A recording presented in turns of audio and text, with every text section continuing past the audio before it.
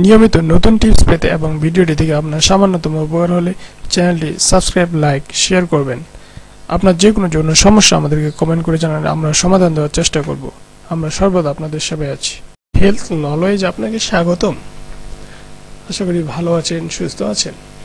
আজকে আমাদের আলোচনার বিষয় অকাল বীর্যপাত বা দ্রুত বীর্যপাতের হাত থেকে বাঁচতে যা করবেন।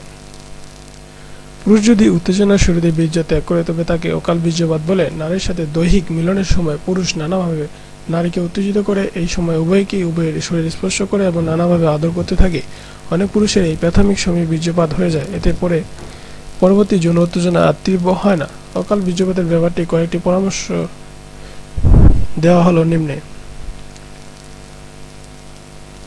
প্রাথমিক অবস্থায় লিঙ্গে স্পর্শ না করা, প্রথমে তীব্র উত্তেজিত না হওয়া, পারস্পরিক হস্তমৈথুন না করা, সহবাসের 1-2 ঘন্টা আগে বেশি বেশি পানি পান করা, সহবাসের পূর্বে অন্তত 2 ঘন্টা ধূমপান না করা,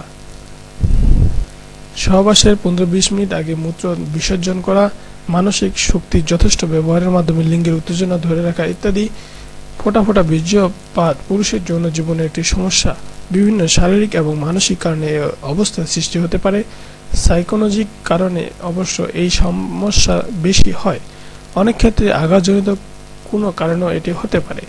বিভিন্ন কারণের মধ্যে উল্লেখযোগ্য কারণগুলো হলো কঠিন ধর্মীয় কুসংস্কার, গর্ভাবস্থায় ভয়, নারীর কাছ থেকে লজ্জিত হওয়া, 4 সেলিবেসি অবস্থায় চাপ, 5 বীর্যদানে কার্পণ্য মনোভাব ইত্যাদি। ধন্যবাদ আমাদের ভিডিওটি দেখার জন্য। আশা করি উপকৃত হবেন।